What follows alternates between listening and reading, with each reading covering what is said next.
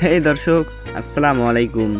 তো গল্পতে যাওয়ার আগে আপনাদের কাছে একটা অনুরোধ, আপনারা যারা যারা চ্যানেলের নতুন তারা তারা অবশ্যই চ্যানেলটিকে সাবস্ক্রাইব করে দেবেন। আর আপনারা কে কোন জেলা থেকে গল্পটি শুনছেন তা অবশ্যই নিচে কমেন্ট করে জানাবেন। তো চলুন গল্পে চলে যাই।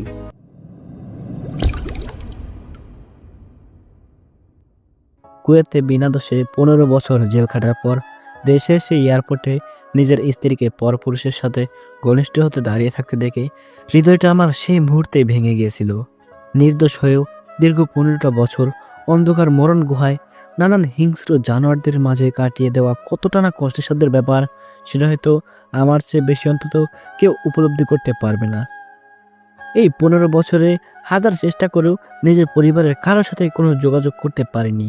বলতে গেলে তেমন কোনো মাধ্যমই ছিল না আমার হাতে। প্রত্যেকটা দিন কেটেছিল আমার মরণ যন্ত্রণার সমতুল্যে। বেঁচে থাকার আস্থায় হারিয়ে ফেলেছিলাম আমি।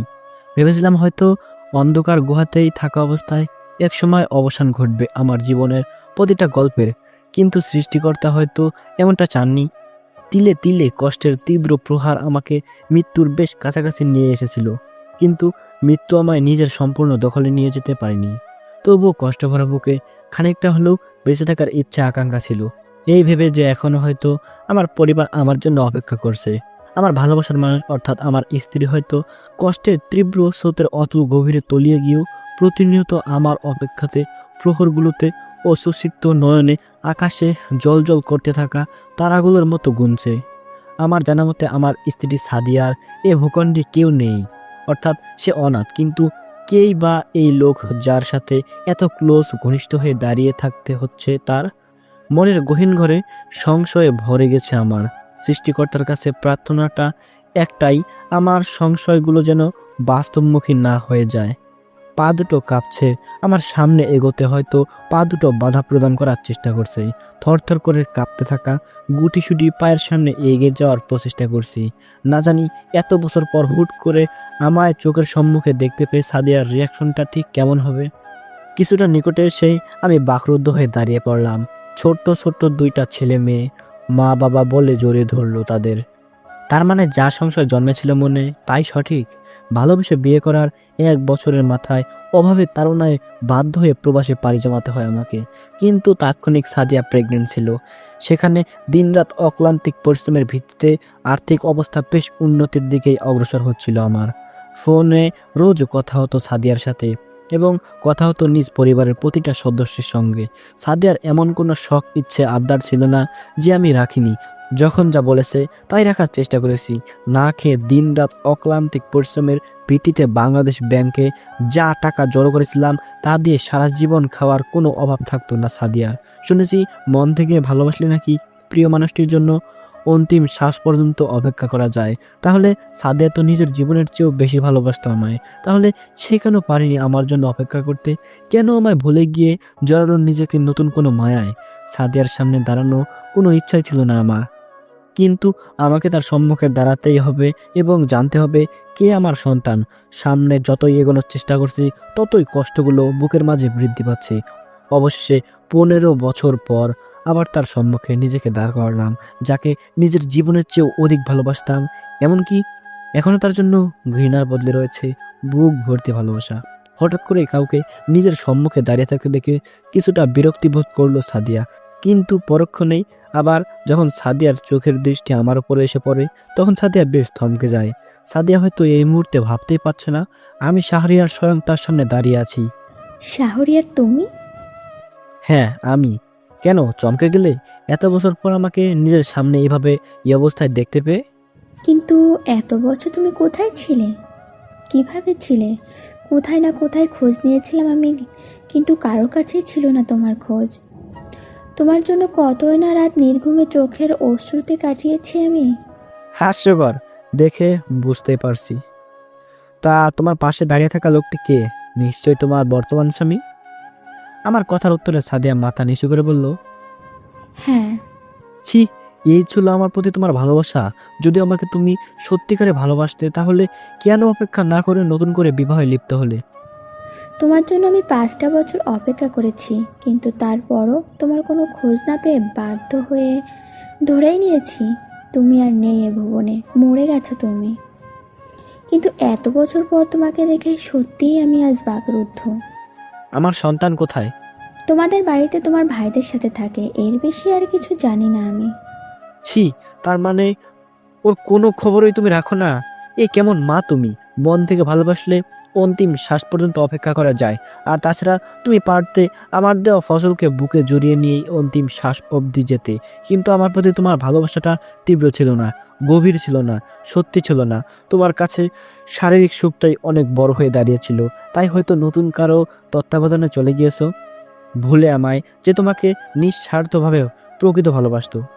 শ্যাট আপ শাহরিয়ার, আমি এখন অন্য কারো স্ত্রী। তুমি আমাকে এইভাবে এসব বলতে পারো না।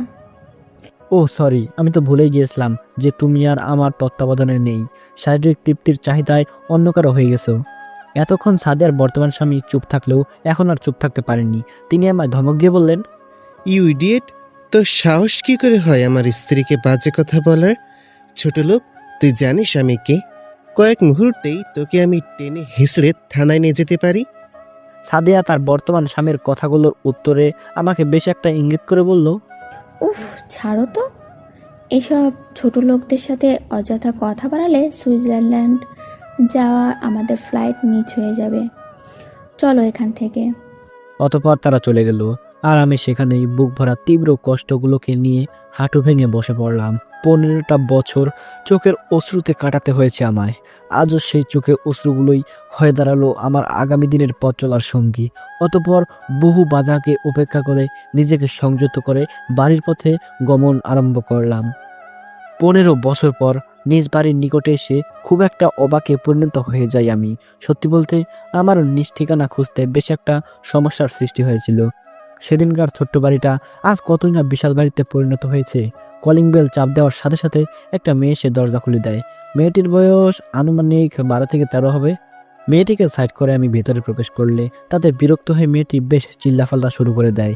মেয়েটির চিৎকার চেঁচামেচি শুনে সবাই জড়ো হয় একসাথে এবং আমাকে এত বছর পর নিজের চোখে দেখতে পাওয়াকে যেন ভাইয়া আর ভাবি বিশ্বাস বলে কিছুই করতে পারছে না। তারা উভয় যেন এই মুহূর্তে অবাকের শীর্ষস্থানটা লাভ করে ফেলেছে।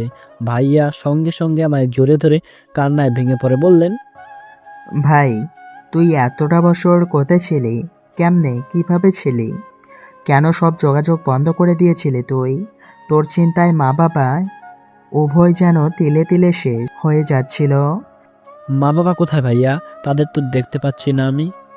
আমার কথার উত্তরে ভাইয়া গভীর কণ্ঠে বলল, দুর্ঘটনায় বাবা মারা যাওয়ার অনেক বছর পর মাও এ ভুবন ত্যাগ করে অন্য ভুবনে চলে যায়। এখন আমাকে বল, এত বছর পর আমাদের সাথে সব যোগাযোগ বিচ্ছিন্ন করে কোথায় ছিলি? অতপর কান্নায় ভেঙে শুধু এতটুকু ভাইয়াকে বললাম, মিথ্যা এক অভিযোগের শিকার হয়ে 15 বছর জেলের মতো এক অন্ধকার ঘরে কাটিয়ে দিতে হয়েছিল আমায়।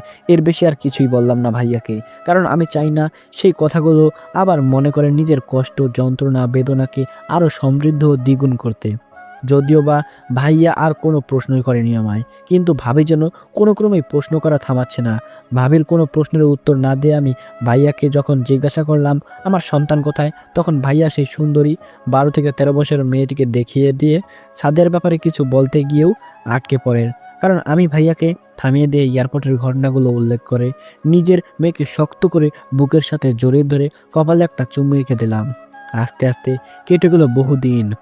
মা বাবাহীন আমার মেয়েটা কোনো ক্রমেই যে কষ্টে ছিল না, সেটা আমি এই কয়দিনে বেশ ভালো করেই বুঝতে পেরেছি। আমার মেয়ে সার্বক্ষণিক ভাবির সাথে থাকে এবং রাত হলে ভাইয়া আর ভাবিদের সাথেই ঘুমায়। ভাইয়া আর ভাবির কোনো সন্তান না থাকায় তারা আমার মেয়েটিকে নিজের সন্তানের মতোই আদর স্নেহ মমতা দিয়ে আগলে রেখেছিলেন। নিজের মেয়ের দিকে তাকালেই যেন আমার সব কষ্টগুলো নিমেষেই উধাও হয়ে যায়। দেখতে একদম ওর মায়ের মতোই হয়েছে। অতঃপর 3 মাস কেটে গেল। এই 3 মাসে নিজের নিষ্পাপ সন্তানকে দেখেই সব কষ্ট প্রায় ভুলে গিয়েছিলাম। তার সুরেলা কণ্ঠে বাবা ডাকটা শুনলে আমার অন্তরটা যেন জড়িয়ে যায়। এখনো আমি বেকার হয়ে বাড়িতে বসে আছি, কিন্তু এতে কোনো ভ্রুক্ষেপ বলতে কিছুই ভাইয়া বা ভাবি উভয়ের নেই। আমার মেয়ের রিহির স্কুল ছুটি হয়েছে প্রায় বেশখানেক সময় আগে, কিন্তু এখনো রিহি বাড়িতে ফিরছে না।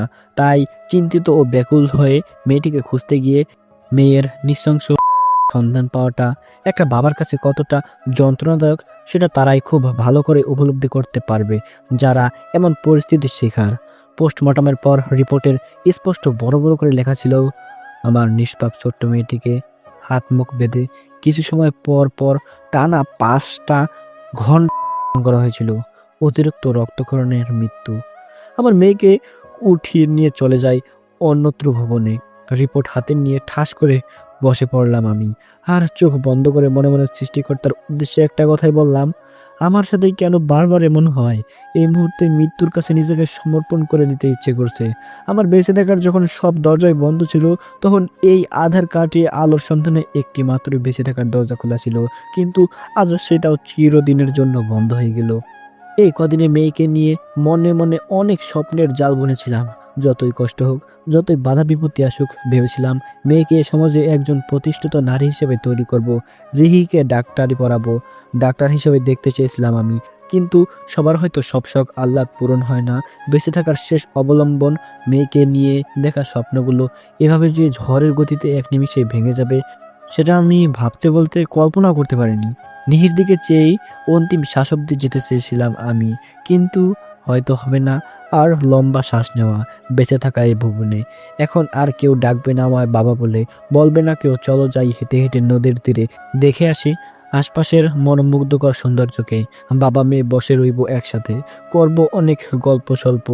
আমার চোখের অশ্রুতে রিপোর্টটা ভিজে একাকার। বুকে লুকায়িত আর্তনাদ, অশ্রুসিক্ত নয়নে ভাইয়া পানি ছিটিয়ে ভাবির জ্ঞান ফেরানোর বৃথা চেষ্টাই না করছে। আমি জানি সব থেকে বেশি স্বয়ং ভাবি আঘাত পেয়েছেন, কারণ আজ থেকে ভাবির বুক শূন্যতে রূপান্তর হয়ে গেল।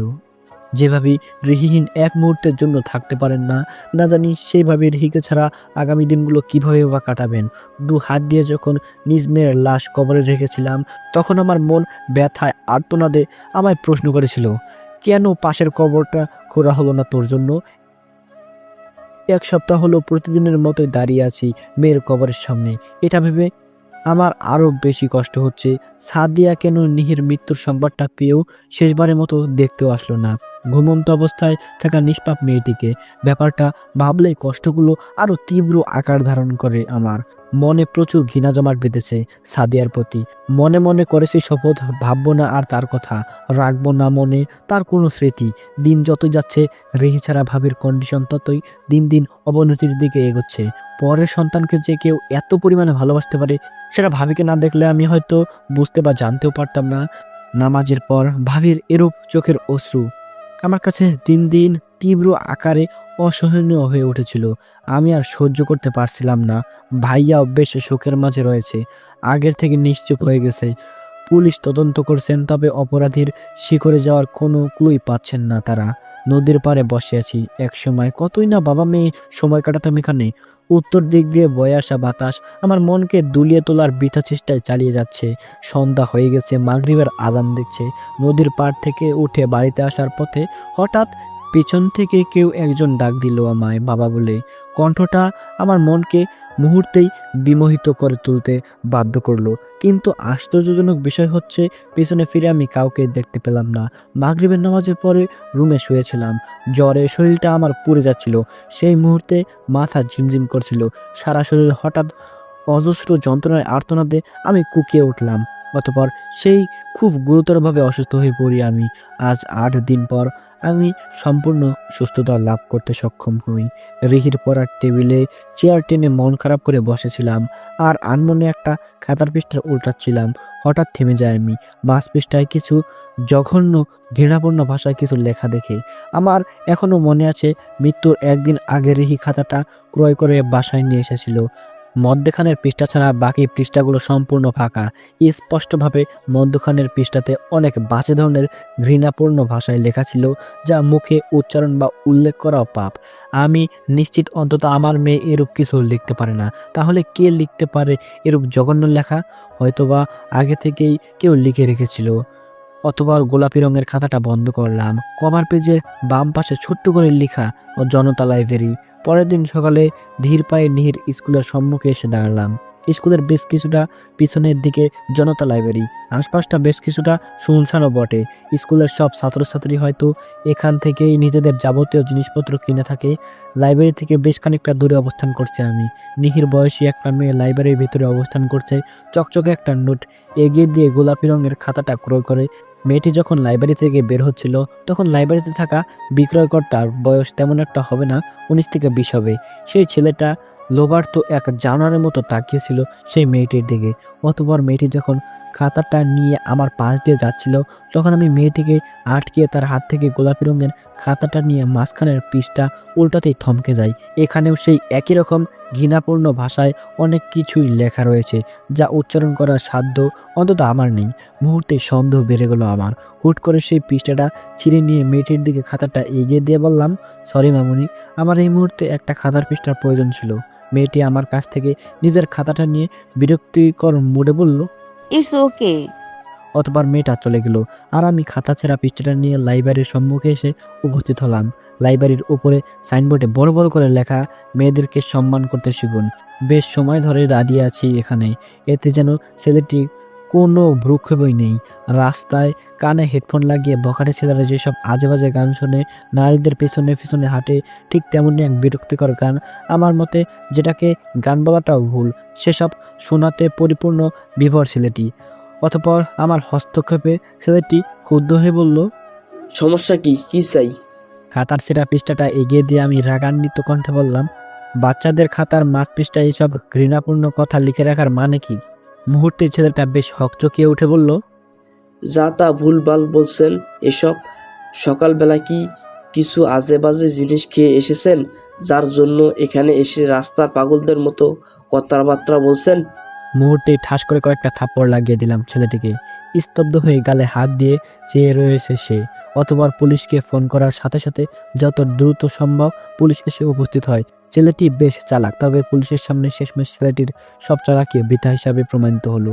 পুলিশের এক দু ঘা পড়তেই সুরসুর করে এক নিমিষেই সব সত্য বলে দিয়ে নিজেকে আমার মেয়ের হত্যার দোষী হিসাবে সাব্যস্ত করলো সবার সামনে। কতটা নিচু মন মানসিকতার অধিকারী না হলে কেউ এমন একটা ঘৃণিত নিকৃষ্ট কাজ করতেও দ্বিধাবোধ করে না? চিকন আকারের কাঁচা বাঁশ কেটে এনে ছেলেটিকে সাধারণ জনগণের সম্মুখে উলঙ্গ করে পিটানো হলো। সবাই ধিক্কার জানিয়েছেন। এমন ঘটনা যেন আর কোথাও কারো সাথে না ঘটে। রক্তাক্ত আধমরা অবস্থায় টেনে হিঁচড়ে ছেলেটিকে থানায় নিয়ে যাওয়া হয়। পরিশেষে যেখানে ধর্ষণের কোনো সঠিক বিচারই পাওয়া যায় না, সেখানে নিজের মেয়ের ন্যায্য বিচার পেয়ে স্বস্তির শ্বাস নিলাম আজ। খুব দ্রুতই ফাঁসির কার্যক্রম করা হবে। ওর মতো এক নরপশুর নিজের রুমের জানালার কাছে বসে আছি আর ভাবছি, তিলে তিলে রক্ত পানির বিনিময়ে যে টাকা ব্যাংকে জমিয়েছিলাম সেগুলো কোথায়?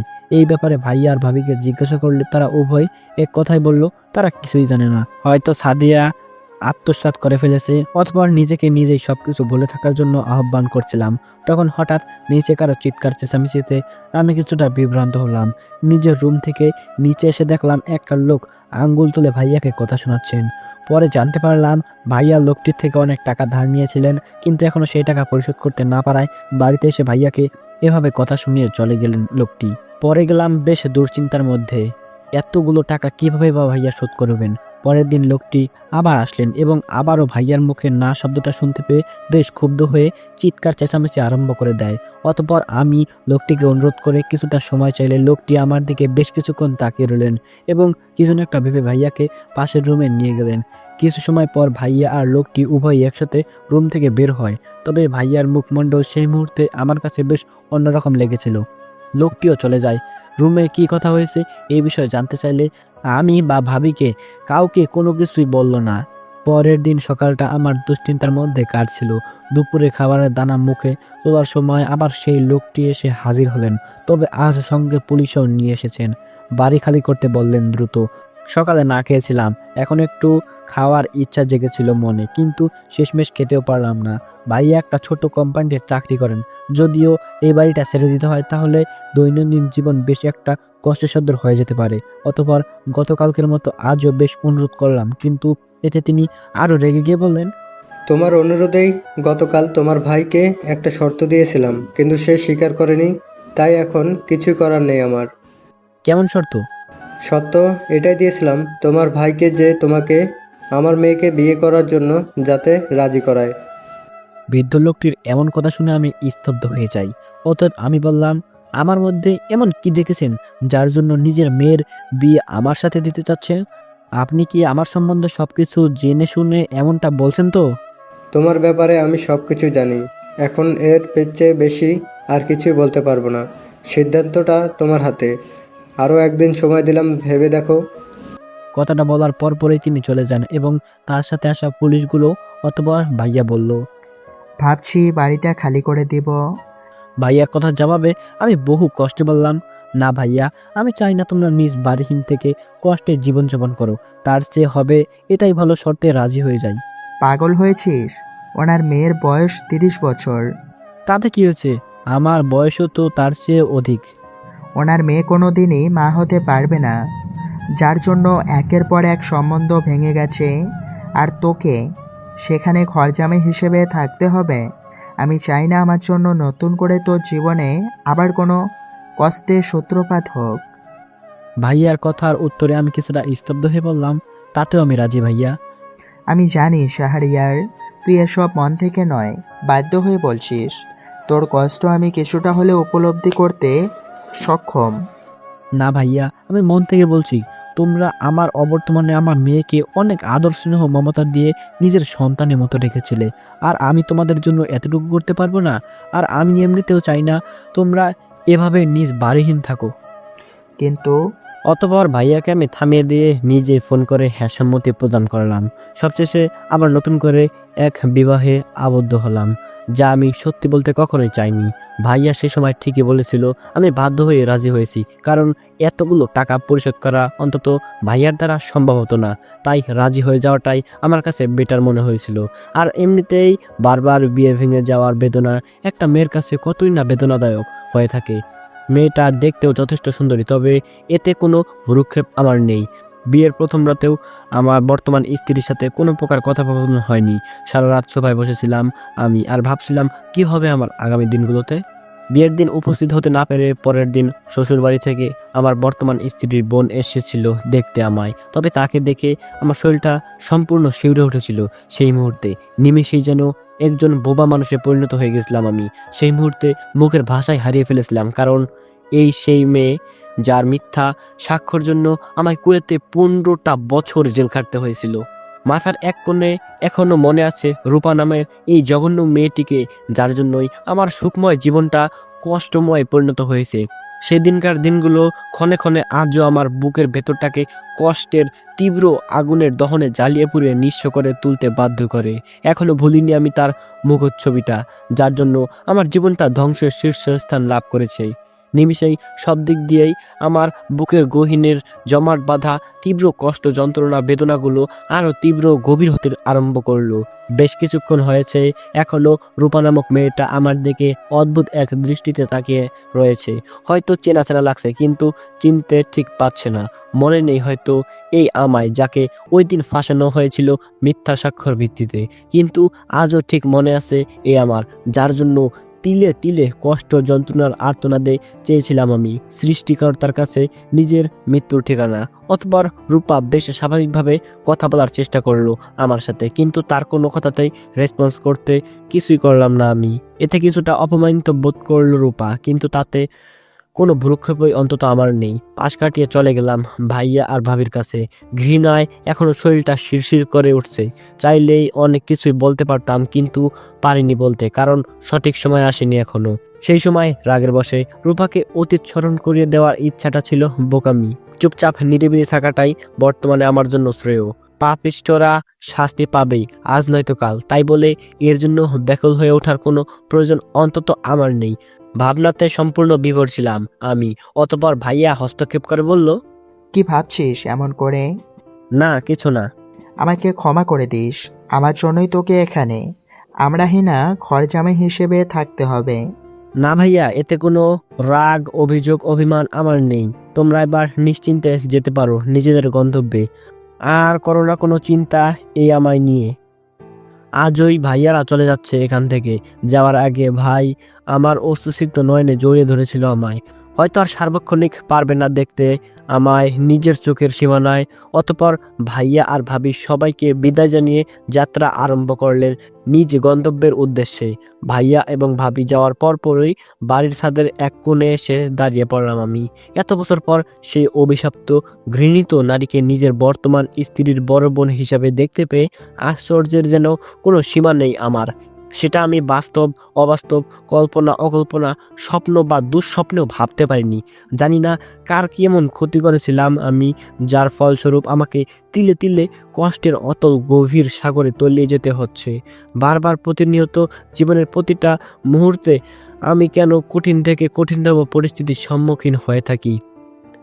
বুক কাটা ছাড়া হয়তো কেউ বুঝতে বা উপলব্ধি করতে সক্ষম হবে না এ বুকে কিরূপ দহন। পাশেই দুটো টবে দুটো গোলাপ ফুল গাছ লাগানো। আমার আবার ফুল ছেঁড়ার বাজে অভ্যাস রয়েছে। খপ করে একটা ফুল ছিঁড়ে ছাদের অন্য পাশে গিয়ে দাঁড়ালাম।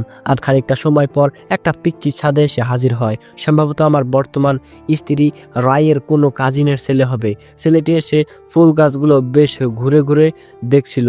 ঠিক সেই মুহূর্তে রায় ছাদে আসে এবং গোলাপ গাছে একটি ফুলের শূন্যতা দেখতে পেয়ে রায় সঙ্গে সঙ্গে ক্ষুব্ধ হয়ে ধমক সুরে পিচ্চি ছেলেটাকে বলল, তুই কি এখান থেকে ফুল ছিঁড়েছিস?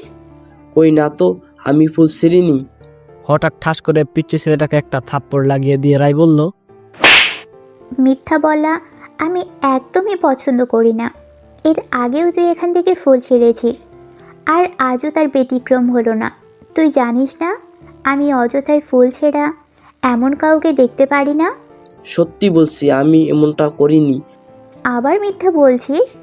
এতক্ষণ কান্না না করলেও এবার ঠিকই রায়ের তীব্র ধমকে কান্না করে দিয়ে ছেলেটি ছাদ থেকে চলে গেল এবং যাওয়ার আগে আবারও বলে গিয়েছে সে ফুল ছেড়েনি।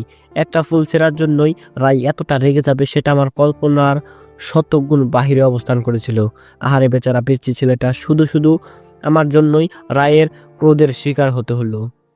পিচ্চি ছেলে অন্তত মার খাওয়ার পরে আর মিথ্যার আশ্রয় গ্রহণ করবে না। অতএব এবার রায়ের সন্দেহের তীরে সে ভেদ করলো আমার বুকে খানি। দ্রুত ফুলটা পকেটে গুজে নিয়ে স্বাভাবিক হয়ে দাঁড়িয়ে রইলাম আমি। যেখানে একটা পিচ্চি ছেলের গায়ে হাত তুলতে যে মেয়ে দ্বিধা বোধ করে না, সেখানে আমি তো এক জ্ঞান বুদ্ধিওয়ালা। অতঃপর রায় আমার পেছনে এসে দাঁড়ালো এবং ভুরুকুসকে আমায় কিছুটা স্বাভাবিক কণ্ঠে বলল, আপনি কি ফুলটা ছিঁড়েছেন? আমি কেন ফুল ছিঁড়তে যাব? আশ্চর্য। একটু এদিকে ফিরুন তো। জি বলো। আপনার পকেটে ওটা কি দেখা যাচ্ছে? আচ্ছা, তার মানে আপনি আমায় সন্দেহর চোখে দেখছেন? আমার জ্ঞান বুদ্ধি কি এতটাই লোপ পেয়েছে যে আমি শুধু শুধু অযথায় গাছ থেকে ফুল ছিঁড়ব? তাও ঠিক, আর আপনি তো আর ছোট নন যে অযথাই ফুল ছিঁড়ে গাছের সৌন্দর্য নষ্ট করবেন। যাই হোক, বেশিক্ষণ ছাদে দাঁড়িয়ে থাকবেন না, নিচে চলে আসুন। কেন? অসুবিধা আছে। বেশিক্ষণ ছাদে দাঁড়িয়ে থাকা লোকে পছন্দ করতে আমি অভ্যস্ত নই। কথা বলার পর পুনরায় চলে গেল। বুঝলাম না আমি ছাদে দাঁড়িয়ে থাকলে তার কি এমন অসুবিধা। অতঃপর বেশ কিছুক্ষণ পর ব্যাপারটা স্পষ্ট বুঝতে সক্ষম হলাম। পাশের ছাদে অনেকগুলো মেয়ে একসাথে দাঁড়িয়েছিল, তার জন্যই হয়তো রায় আমায় এমনটা বলল। পরিশেষে অনেকগুলো দিন কেটে গেল। আমার আর রায়ের সম্পর্কটা আস্তে আস্তে গভীর হতে আরম্ভ করলো। রাত মাঝে মাঝে রায়ের বড় বোন যখন বাড়িতে আসতো তখন আমি তার থেকে সব সময় দূরত্ব বজায় রাখার চেষ্টা করতাম, কারণ বিষাক্ত সাপ আবার যখন তখন দংশন করতে পারে। রূপা যখনই শ্বশুরবাড়ি থেকে নিজ বাবার বাড়িতে আসতো তখনই আমাকে দেখতেই কিছু একটা ভাবাতে বিভোর হয়ে পড়তো। হয়তো কিছু মনে করার চেষ্টা করতো, কিন্তু কিছুতেই মনে করতে পারতো না। সকালবেলা একটা চায়ের দোকানে বসে চা খাচ্ছিলাম, তখন সাদিয়াকে রাস্তার পাশে একা দাঁড়িয়ে থাকতে দেখে বেশ কিছুটা অবাক হলাম। অতঃপর মন বারণ করা সত্ত্বেও আবার সাদিয়ার সম্মুখে দাঁড়িয়ে বেহাদার মতো জিজ্ঞাসা করলাম, কেমন আছো? উত্তরে কিছুই বলল না। অতএব আমি আবার বললাম, বর্তমান স্বামীর কুকীর্তিগুলো মানতে অসুবিধা হচ্ছে, তাই তো? হঠাৎ আমার এমন কথা শুনে সাদিয়া বেশ একটা অবাকে পরিণত হয়ে চোখ বড় বড় করে আমার দিকে তাকালে আমি তাচ্ছিল্যের হাসি দিয়ে বললাম, তুমিও যেমন 4 বছরের সন্তানকে রেখে অবৈধ কাজে লিপ্ত হয়েছিলে, ঠিক তেমনি তোমার বর্তমান স্বামীও তুমি এবং তোমার বর্তমান ছেলে মেয়েকে রেখে অন্য এক নারীর সাথে পরকীয়া নামক পাপিষ্ঠে লিপ্ত। আমার কথাগুলো শুনে সাদিয়া স্তব্ধ হয়ে যায়। কপাল থেকে ঝরে পড়া ঘামগুলো দ্রুত মুছে উত্তরে ভয়ার্ত গলায় বলল, তো তুমি কি কি করে জানলে? সেটাই তো রহস্য। আমার ভালোবাসার যোগ্য যেমন তুমি ছিলে না, তেমনি তোমার বিশ্বাসের যোগ্যও ছিল না। ব্যাপারটা কতই না হাস্যকর, তাই না সাদিয়া? নিশ্চুপ হয়ে দাঁড়িয়ে রয়েছে সাদিয়া। মুখে তার স্পষ্ট ফুটে উঠেছে অনুতাপের ছায়া। টলমল করতে থাকা চোখের জলগুলো মুছে সাদিয়া বলল, হ্যাঁ, ভুলটা আমারই ছিল। আমি চাইলে তোমার সন্তানকে বুকে জড়িয়ে নিয়েই অন্তিম শ্বাস অবধি যেতে পারতাম, কিন্তু তুমিই সঠিক ছিলে। হয়তো ছিলে না অতটা গভীর তোমার প্রতি আমার ভালোবাসা, তাই তো লিপ্ত হয়ে পড়েছিলাম অবৈধ কোনো পাপিষ্ঠ কাজে। কখনো ভাবিনি হবে এমন। তবে আমায় ক্ষমা করে দিও শাহরিয়ার। সাদিয়ার কথাগুলোর জবাবে আমি মুচকি এসে বললাম, ভাবিয়া করিও কাজ, করিয়া ভাবিও না। কথাটা শুনুনি? এখন অনুতপ্ত হয়ে কোনো লাভ নেই সাদিয়া। তুমি অনেক ভুল করেছো, যে ভুলের ক্ষমা অন্তত আমার কাছে নেই। হু হু করে কান্নায় ভেঙে পড়ে আমার সম্মুখে বেশিক্ষণ দাঁড়িয়ে থাকতে না পেরে অতঃপর সাদিয়া দ্রুত চলে গেল। আশেপাশের অনেক লোক তাকিয়েছিল এদিকে, তাতেও যেন কোনো ভ্রুক্ষেপ ছিল না আমার। তাচ্ছিল্যের হাসি দিয়ে সেখান থেকে চলে আসার সময় কেউ একজন কাঁধে হাত রাখলো আমার। আশ্চর্য হয়ে পিছনে ফিরে নয়নজোড়া দিয়ে দেখলাম এক বোরকা পরিধানে থাকা নারীকে। মেয়েটি আমাকে বলার কোনো সুযোগ না দিয়েই খপ করে হাত টান দিয়ে ধরে নিয়ে আসলো এক নির্জন স্থানে এবং দেখালো বোরকার আড়লে থাকা নিজের মুখখানি। অবাক হয়ে আমি বললাম, এ কি রায় তুমি? হ্যাঁ, আমি এক কাজিনের বাসা থেকে ফেরার পথে পেলাম তোমার দেখা। তা কে ছিল সে মেয়েটা যে কাঁদতে কাঁদতে চলে গেল তোমারই নিকট থেকে? অতঃপর আমি কিছুটা গম্ভীর কণ্ঠে বললাম, সে আমার প্রথম স্ত্রী ছিল। আমার এমন কথা শুনে রায় কিছুটা ক্ষুব্ধ ও রাগান্বিত হয়ে বলল, আচ্ছা, তাহলে তুমি এখানে তোমার আগের স্ত্রীর সাথে দেখা করতে এসেছিলে?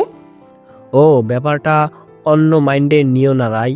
আমি উপলব্ধি করতে সক্ষম তুমি এখন কি ভাবছো, তবে যা ভাবছো সেটা এখনই স্থগিত করো, কারণ তুমি ভুল ভাবছো।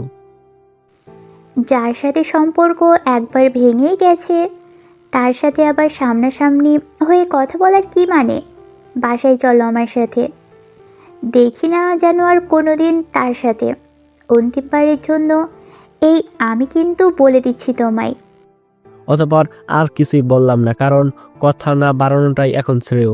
পরিশেষে বাসায় চলে আসলাম। রাত বেশ গভীর, বাহিরে প্রচণ্ড বৃষ্টি হচ্ছে। সবাই এখন যার যার মতো ঘুমে মগ্ন। শুধু জেগে রয়েছে আমি আর রায়। ঘুমে চোখ টলমল করছে আমার, কিন্তু পারছি না ঘুমাতে, শুধুমাত্র রায়ের জন্য।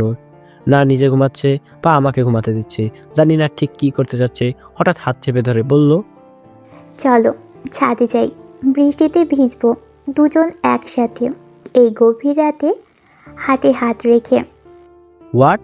এই গভীর রাতে আমার সাথে আর মজা করার সময় কি তুমি পেলে না? মজা নয়, চলো আমার সাথে। আমার মাথা খারাপ হয়নি যে এত রাতে ছাদে যাব শুধুমাত্র বৃষ্টিতে ভিজতে? এতক্ষণ না আমি ঘুমিয়েছি আর না আমি তোমার শান্তি মতো ঘুমোতে দিয়েছি। জানো কেন? যাতে বাড়ির সবাই গভীর নিদ্রায় ডুবে থাকলে আমরা দুজন যেন ছাদে গিয়ে বৃষ্টিতে ভিজতে পারি। বলতে পারো এটা আমার অনেক দিনের শখও বটে। স্বামী হিসেবে কি চাইবে না স্ত্রীর শখটা আজ পূরণ হোক? অতঃপর কিছুটা থমকে গেলাম আমি। হয়তো মা হওয়ার অধিকারটা রায়ের থেকে কেড়ে নেওয়া হয়েছে, কিন্তু সত্যি বলতে রায়ের মনটা বেশ নরম, সুন্দর, পবিত্র, যা কিছুদিনের মধ্যে আমি বেশ উপলব্ধি করতে সক্ষম হয়েছিলাম। আমি চাই না রায়ের সম্মুখে এখন না উত্তর প্রকাশ করে রায়কে কষ্ট দিতে। এমনিতেই রায়ের বুকে লুকায়িত অশ্রু, ব্যথা, যা রায়কে ক্ষণে ক্ষণে প্রতিনিয়ত নরক যন্ত্রণা অনুভব করায়। অতঃপর হ্যাঁ সম্মতি প্রদান করলাম আমি। পরিশেষে উভয় চলে আসলাম ছাদে। ঠান্ডায় ছাদের এক পাশে গুটিসুটি হয়ে চুপটি মেরে দাঁড়িয়ে রয়েছি আমি। চোখের সামনেই হাতে মেলে বৃষ্টিতে ভিজছে রাই। হঠাৎ হাত টেনে ছাদের মধ্যেখানে নিয়ে আসলো আমায় এবং একটা ফুল এগিয়ে দিয়ে বলল, এটা তোমার জন্য। ফুলটা নিয়ে আমি বেশ একটা অবাক হয়ে বললাম, তুমি ফুল কখন ছিললে? আর ফুল ছেড়া তো তোমার একদমই পছন্দ নয়, তাহলে? গাছের সবচেয়ে মুগ্ধকর ফুলটা আজ তোমার হাতে, যেটা গাছের সৌন্দর্যকে আরও বেশি বৃদ্ধি করে থাকে। এতদিন খুব সযত্নে রেখেছিলাম এই ফুলটা। কেন জানো? বৃষ্টি ভেজা গভীর রাতে এমন এক যোগ্য মানুষকে এই ফুলটা নিজের হাতে দিতে চেয়েছিলাম, যে আমায় বুঝবে, আমায় সার্বক্ষণিক উপলব্ধি করতে সক্ষম, যার ঠাঁই আমার হৃদয়ে, মনের গহীন ঘরে। তুমি হয়তো আমার কাছ থেকে কখনো কৃতিত্বের সুখ পাবে না, কিন্তু জীবনে কোনো পরিস্থিতি, ভালোবাসার কোনো ঘাটতি অন্তত আমার কাছ থেকে তুমি অনুভব করতে পারবে না। কথাগুলো বলার পরপরই আবার নিজেকে বৃষ্টিতে ভেজাতে ব্যস্ত হিসাবে সাব্যস্ত করলাম। বাচ্চাদের মতো ভিজছে সে, ভেজা চুলগুলো বেঁধে। দেখতে মন্দ নয়, বরং লাগছে মনোমুগ্ধকর। টানিতে অনুভব করলাম মনে কোনো এক অদৃশ্য অদ্ভুত টান কেন যেন আমায় টানছে তার দিকে। দু হাত বাড়িয়ে দিয়ে ডাকছে সে আমায়। তার নিকটে ঠান্ডায় জর্জরিত হয়ে এগিয়ে গেলাম রায়ের নিকটে। জানি না সেদিন কতক্ষণই বা ভিজেছিলাম বৃষ্টিতে, তবে আজ সকাল থেকেই জ্বর আর সর্দি হয়ে দাঁড়ালো আমার কিছু সময়কার সঙ্গী। অতঃপর কেটে গেল আরও কিছুদিন, সেটা গেল জ্বর সর্দি। দাঁড়িয়ে আছি ছাদের এক পাশে, চোখের দৃষ্টি কেড়ে নিল ফুলগুলো। ফুল ছেঁড়ার বাজে স্বভাবটা হয়তো আর যাবে না আমার। 4-5টা ফুল একসাথে ছিঁড়ে নাক দিয়ে মুগ্ধকর মিষ্টি ঘ্রাণ নিচ্ছিলাম। পরক্ষণেই মনে পড়লো রায়ের কথা। সে যদি দেখে ফেলে আমি ফুল ছিঁড়েছি অযথায়, যদিও বা হয় এতগুলো, তখন তার রাগ বা ক্রোধের মাত্রাটা ঠিক কতখানি হয়ে দাঁড়াবে। ধুর, আমি রয়েছি রায়ের মনের গহীন ঘরে, আমায় আর কি বা বলবে। হঠাৎ কারো উপস্থিত অনুভব করলাম। পিছনে তাকিয়ে দেখলাম আমি রায়কে। বেশ গম্ভীর তার মুখখানি, তবে চোখ দুটো যেন আগুনের পিণ্ড। আমার নিকটে এসে শার্টের কলারটা হালকা চেপে ধরে বলল, তুমি ফুল ছিঁড়েছো? না মানে আসলে ফুলগুলো নিচে পড়াচ্ছে। Shut up! অযথায় ফুল ছেঁড়া আর মিথ্যা বলা মানুষদের আমি একদমই সহ্য করতে পারি না। চোরে চুরি করে স্বাভাবিক, তবে গৃহস্থের কাছে ধরা পড়ে যাওয়ার ব্যাপারটা অস্বাভাবিক। নাই বা বললাম বাকি কথাগুলো, লেখা আছে ইতিহাসের পাতায়, পড়ে নিয়েন চাইলে সময় সাপেক্ষে। 18 তারিখ মঙ্গলবার। সারাদিন ঘুরে বেড়ানোর পর রাস্তার এক পাশ দিয়ে একে অপরের হাত ধরে হাঁটছিলাম আমি আর রাই। হঠাৎ সামনে পড়ে যায় সাদিয়া। পাশ কেটে যাচ্ছিলাম, যেটা ভাবিনি সেটাই হয়েছে। পেছন থেকে হাত টেনে ধরলো আমার। সঙ্গে সঙ্গে রেগে গিয়ে রায়ের তীব্র থাপ্পড়ে আঘাতের সম্মুখীন হতে হয় সাদিয়াকে। অতঃপর রায় বলে, আপনার লজ্জা সরম মান সম্মানকে লোপ পেয়েছে নাকি? কতটা না নিচু মানসিকতার মানুষ না হলে আপনি এভাবে অন্যের স্বামীর হাত ধরেন? রায়ের কথার উত্তরে কিছুই বলল না সাদিয়া। কিছুক্ষণ চুপ করে থেকে আমায় কিছু বলতে গিয়েও পারেনি বলতে। হয়তো রায়ের রাগান্বিত চেহারাখানি দেখে। অতঃপর মাথা নিচু করে সামনের থেকে চলে গেল সাদিয়া। কিছুটা দূর যেতেই একটা গাড়ির সাথে সংঘর্ষ হয় সাদিয়ার। ফুল স্পিডের গাড়িটা আমার চোখের সামনে থেকে চলে যায়। স্পষ্টভাবে দেখেছিলাম গাড়ির ভেতরে বসে থাকা লোকটাকে। স্বয়ং সাদিয়ার বর্তমান স্বামী ছিল। তরতাজা প্রাণ এক নিমিষেই চোখের সামনে নিথরে পরিণত হয়ে গেল। নাড়ি ভুঁড়ি বেরিয়ে গেছে। এখনো মুখ থেকে গল গল করে পড়তে থাকা রক্তগুলো রাস্তাটাকে রঞ্চিত করতে সাহায্য করছে। চোখের সামনে সাদিয়ার এরূপ নৃশংস মৃত্যুর দৃশ্যটা দেখেও দাঁড়িয়ে আছি স্বাভাবিক হয়ে। মনে মনে কিছুটা আনন্দ হচ্ছে বটে। এই সাদিয়া আমার জন্মদাত্রী মাকে করেছিল, কারণ আমার মা সাদিয়ার সমস্ত কুকীর্তিগুলো হাতে নাতে ধরে ফেলেছিলেন বলে। চেয়েছিলাম নিজের হাতে তিলে তিলে ক্ষণে ক্ষণে সাদিয়াকে কষ্টের শীর্ষে তুলে মৃত্যুর দিকে ঠেলে দেব, কিন্তু তা হয়ে উঠল না আর। চোখের সম্মুখে এরূপ দৃশ্য দেখে এখনো রায় ভয়ার্ত হয়ে জড়িয়ে ধরে আছে আমায়। নিমিষেই সাদিয়ার লাশের আশপাশটায় নানান মানুষে ভরপুর হয়ে ওঠে। রায় বেশ ঘাবড়ে রয়েছে, বারবার বলছে আমায় চলো এখান থেকে চলে যাই। অতঃপর বাসার উদ্দেশ্যে গমন করলাম। বাসা কিছুটা নিকটে চলে আসলেই রায় আমাকে সজোরে ধাক্কা দিয়ে বেশ খানিকটা দূরে ঠেলে দেয়। বুঝলাম না কেন। হঠাৎ রায়ের বিকট শব্দের চিৎকারে আমার শরীরটাকে এক নিমিষেই শিউরে তুলতে বাধ্য করে। দ্রুত পিছনে ফিরে তাকাতেই চোখ জোড়া আমার অশ্রুসিক্তে রূপান্তরিত হয়ে যায়। চোখগুলো বড় করে রক্তাক্ত শরীরের চোখের সামনে পড়ে রয়েছে রায়। কোনো সারা শব্দ নেই তার। সেদিন সামান্য একটু হাত কেটে গিয়েছিল বলে রায়ের জন্য আমি ব্যাকুল হয়ে উঠেছিলাম। আজ কাছ থেকে রায়ের এত পরিমাণ রক্ত দু নয়নে দেখে আমি প্রায় পাগলে পরিণত হয়ে গিয়েছিলাম। অতএব রায়কে দ্রুত হাসপাতালে নিয়ে আসা হলো। খবর পেয়ে সবাই উতলা হয়ে উপস্থিত হয়েছে হাসপাতালে। অতঃপর ডাক্তার দ্রুত অপারেশন থিয়েটার থেকে বেরিয়ে এসে রায়ের বাবাকে বলল, আমার মেয়ের বাঁচার চান্স বেশি, তবে তার একটা পা অযোগ্য হিসেবে চিহ্নিত হয়েছে। সেই পা কেটে ফেলতে হবে। কিচ্ছু করার নেই, সৃষ্টিকর্তার ইচ্ছা মেনে নিতেই হবে। কথাগুলো বলার পরপরই ডাক্তার চলে গেল। কিছুক্ষণ পর রায়ের অপারেশন করা হবে। রায়ের পরিবার কান্নায় ভেঙে পড়ছেন। হঠাৎ কেউ একজন আমার কানের কাছে এসে ফিসফিস করে বলল, বেঁচে গেলি। খানিকটা অবাক হয়ে পিছনে ফিরে তাকাতেই স্তব্ধ হয়ে গেলাম আমি, কারণ আমার সম্মুখে স্বয়ং রূপা দাঁড়িয়ে আছে।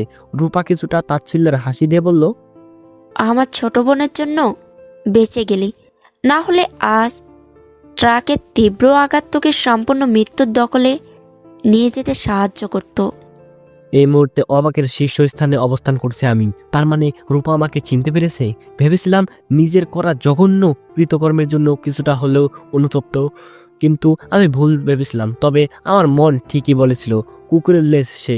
অতঃপর রূপা আবার বলল, কি ভেবেছিস শিকারী হয়ে তোর মতো বনের এক ক্ষুদ্র পশুকে চিনতে পারবো না? হাস্যকর এতে। কোনো অনুশোচনা বা ভ্রক্ষেপ নেই আমার, যে আমার জন্যই আমার বোনের আজ এই অবস্থা। কিন্তু আফসোস, এ যাত্রায়ও তুই বেঁচে গেলি। ছি, কতটা দুর্গন্ধ, ময়লা আবর্জনায় ভরপুর তোমার মনটা। তুমি এত নিকৃষ্ট কেন? কি এমন ক্ষতি করেছিলাম আমি যার জন্য রোজ আমার মৃত্যু আমায় ক্ষণে ক্ষণে ডাকে? সেদিন এক পাপিষ্ঠ ছেলেকে বাঁচানোর জন্য তুমি প্রবাসে ঘামে পরিণত পরিশ্রমে ষাট ভিজানো এই আমাকে মিথ্যে স্বাক্ষরের ভিত্তিতে ফাঁসিয়েছিলে।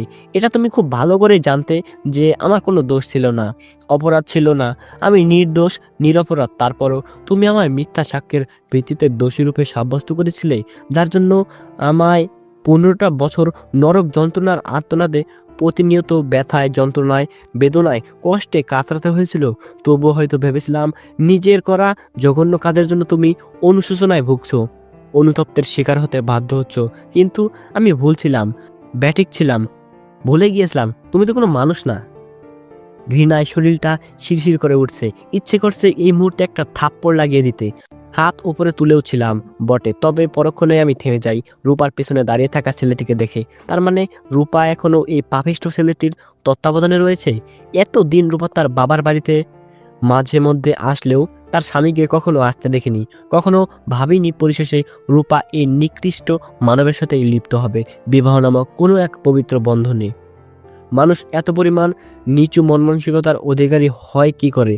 অতঃপর রূপার বর্তমান স্বামী কিছুটা মুখ বেঁকে হেসে বলল আমায়, উফ, নিয়তি কি খেলা, আবার মোলাকাত হইয়া গেল আমাদের। অতএব আমি তাদের উভয়কে উদ্দেশ্য করে বললাম, হবে একদিন সত্য উন্মোচন, আর থাকবে না লুকাইয়া কোনো সত্য। সময়টা সেদিন রইবে ন্যায়ের পক্ষে, শাস্তি পাবে তোমরা দুইজন। কথাটা বলার সাথে সাথে আমি তাদের নিকট থেকে চলে আসলাম। বুকের ভেতরটা দহনে যাচ্ছে পুরে। দাঁড়িয়ে রয়েছি অপারেশন থিয়েটারের সম্মুখে। বেশ কিছুক্ষণ আগে ডাক্তার প্রবেশ করেছেন ভিতরে। রয়েছে আমি বহু চিন্তার মাঝারে। হঠাৎ রায়ের বাবা এসে উপস্থিত হলেন আমার সম্মুখে। সঙ্গে সঙ্গে দুটো থাপ্পড় লাগিয়ে দিয়ে উচ্চ কণ্ঠের স্বরে আমায় বললেন, শুধু তোর জন্যই আজ আমার মেয়ের এরূপ যন্ত্রণা, দায়ক করুণ অবস্থা। কেমন স্বামী তুই, নিজের স্ত্রীকে দেখে শুনে সামনে রাখতে পারলি না? নিচু মাথা, গালে হাত দিয়ে নিস্তব্ধ হয়ে দাঁড়িয়ে রয়েছে আমি। অতঃপর চলে গেলেন তিনি। রয়েছে একইভাবে। আজ যদি উনি জানতেন ওনার বড় মেয়ের ঘৃণিত মন মানসিকতার কথা, তাহলে হয়তো সবচেয়ে বেশি তিনি রূপার দিকে আঙ্গুল তুলে ঘৃণিত নারী হিসাবে চিহ্নিত করতেন সবার সম্মুখে। এখনো মনে পড়ে সেই বৃষ্টি ভেজা গভীর রাতে স্মরণীয় মুহূর্তটা, প্রতি মুহূর্তগুলোর কথা। হয়তোবা আর হবে না গভীর রাতে একসাথে বৃষ্টিতে ভেজা। পেছন থেকে কেউ আর দৌড়ে এসে জড়িয়ে ধরে বলবে না আমায়, অসীম ভালোবাসি তোমায় হে আমার প্রিয় শাহরিয়ার। পরিশেষে অপারেশনের 2.5 মাস পর রায়কে নিজের বাড়িতে নিয়ে আসা হয়। এখন সার্বক্ষণিক রায়ের নিকটে থাকতে হয় আমায়। প্রতিনিয়ত রায়ের বিভিন্ন অসুবিধার মোকাবেলা বিরক্তহীনভাবে করতে হয় স্বয়ং আমাকে। তবে এতে কোনো ভ্রুক্ষেপ বলতে কিছুই অন্তত আমার নেই, কারণ সত্যি বলতে আমার জন্য রায়কে আজ বাস্তবতার এক পাহীন করে দিয়েছে। কিন্তু কেন যেন দিন দিন রায়ের বাবার সম্মুখে আমি একজন ঘৃণিত ব্যক্তি হিসেবে চিহ্নিত হচ্ছি, যদিও বা এর বেশ যথেষ্ট অনেক কারণ রয়েছে বটে। গতকাল শুনতে পেরেছিলাম আমার বিরুদ্ধে নিজ বাবার নিকট রূপার উস্কানিমূলক কথাগুলো। আর যখন রায়কে কোলে করে ওয়াশরুমে নিতে গিয়ে স্লিপ কেটে পড়ে গিয়েছিলাম, তখন আমার থেকেও তীব্র যন্ত্রণার সম্মুখীন হয়েও নিজেকে আমার সামনে যন্ত্রণাহীন হিসাবে সাব্যস্ত করার বৃথা চেষ্টা করেছিল রায়। একটু শব্দ অব্দি করেনি সে, কিন্তু তারপরেও খবরটা যেন মুহূর্তেই ছড়িয়ে পড়ে সারা বাড়িতে। সবাই দৌড়ে এসেছিল রুমে। অতএব দ্বিতীয়বারের মতো রায়ের বাবা আমার গালে হাত তুললেন এবং প্রচণ্ড রাগান্বিত হয়ে বললেন, ছোট লোক, ঘর জামাইয়ের মতোই থাকবি। প্রতিনিয়ত আরামায়েশে থাকছিস, বসে রয়েছিস, সুস্বাদু খাবার চেটে পুটে খাচ্ছিস, আর পরিশেষে আমার মেয়ের দেখাশোনার বেলায় এতটা কেয়ারলেস বা ঠোয়াই। অতঃপর সেদিন সবার সামনে অনেকটা অপমানিত হতে হয় আমাকে। সেদিন রায় বারবার বলেছিল তার বাবাকে আমার কোনো দোষ ছিল না, স্থানটা আগে থেকে বেশ পিচ্ছিল ছিল। কিন্তু রায়ের এরূপ কথা তখন কেউই অতটা গুরুত্ব আকারে গ্রহণ করেনি। আজ অক্টোবর মাসের 30 তারিখ, রাত প্রায় 11টা। জানলার গ্রিল স্পর্শ করে মনমরা হয়ে দাঁড়িয়ে রয়েছে আমি। দৈনন্দিনের চেয়ে আজ আমার যন্ত্রণাগুলো বেশ তীব্র, কারণ আজকের এই দিনই বিনা দোষে অপরাধ না করা সত্ত্বেও 15 বছরের জেল হয়েছিল আমার। হঠাৎ রায় ডাকলো আমায় তার নিকটে। অতএব রায়ের কাছে এসে বললাম।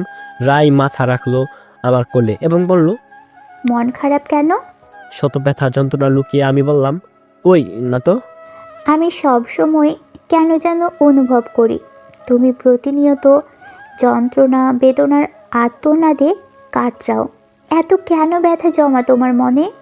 আচ্ছা, আমি শুনেছি তোমার ভাইয়ের কাছ থেকে কুয়েতে নাকি তোমার 15 বছরের জেল হয়েছিল। রায়ের এরূপ কথার উত্তরে আমি বেশ কিছুটা হকচকিয়ে বললাম, হ্যাঁ ঠিকই শুনছো। কিন্তু কেন? কি এমন অপরাধ করেছিলে যার ভিত্তিতে তোমার 15 বছরের জেল হয়েছিল? দেখো, তুমি চাইলে এই আমায় বলতে পারো। আমার বিশ্বাস তুমি যাই করো না কেন, অন্তত কোনো জঘন্য কাজ তুমি করতে পারো না। এখন আমায় বলো, কি এমন ঘটেছিল সেদিন? কোন অপরাধের ভিত্তিতে বছরের পর বছর তোমাকে ওই অন্ধকারের মরণ গুহাতে একজন অপরাধী হিসেবে জীবনযাপন করতে হয়েছিল? সঠিক সময় অপেক্ষা করো, নিশ্চয় তুমি এই বিষয়ে সম্বন্ধে নিজেই উপলব্ধি করতে সক্ষম হবে। না, আমি আজ এখনই জানতে চাই।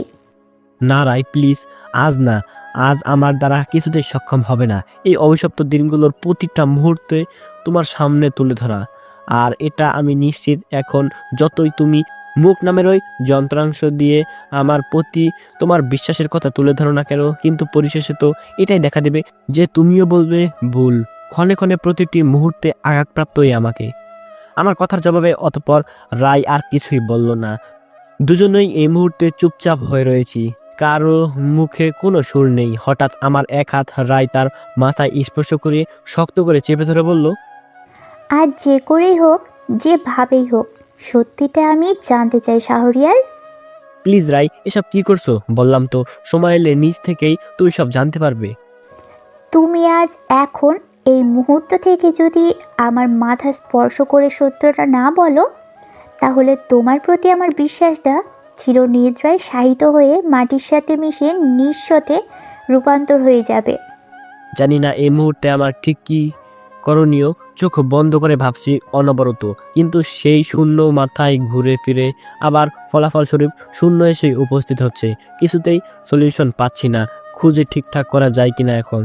অতঃপর রায়ের জোরাজোরির সম্মুখে নিজের পরাজয় বাধ্যতামূলক স্বীকার করে নিয়ে আমি বললাম, তুমি কতটুকুই বা বিশ্বাস বলে কিছু করতে পারবে জানি না ঠিক, তবে আজ আবার না বলেও পারছি না। শোনো তাহলে, এই ক্ষুদ্র মানবের জীবনে ঘটে যাওয়া সেই অভিশপ্ত তীব্র কষ্টের দিনগুলোর কথা।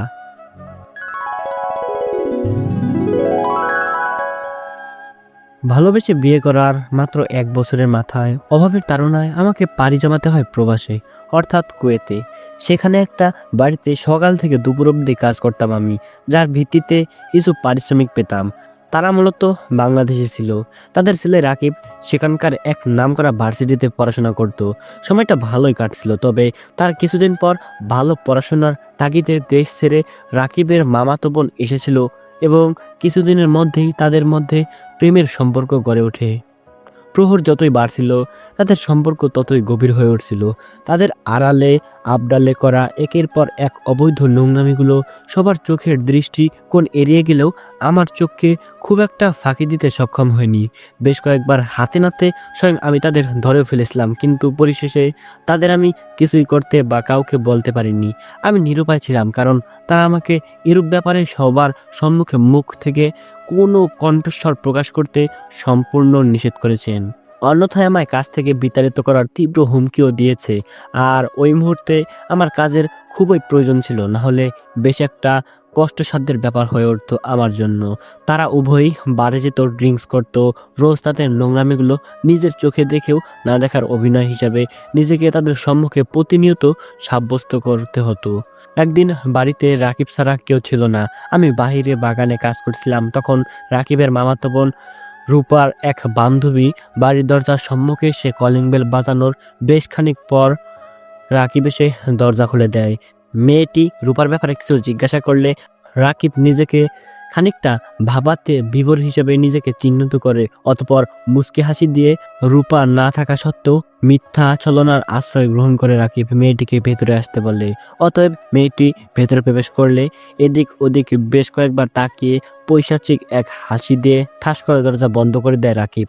ব্যাপারটা প্রথমত আমার কাছে কিছুটা ঘটকা হিসাবে প্রমাণিত হলেও পরবর্তীতে তেমন একটা গুরুত্ব হিসাবে এই ব্যাপারে নিজের মাথাকে ভাবাতে বিভোর করিনি।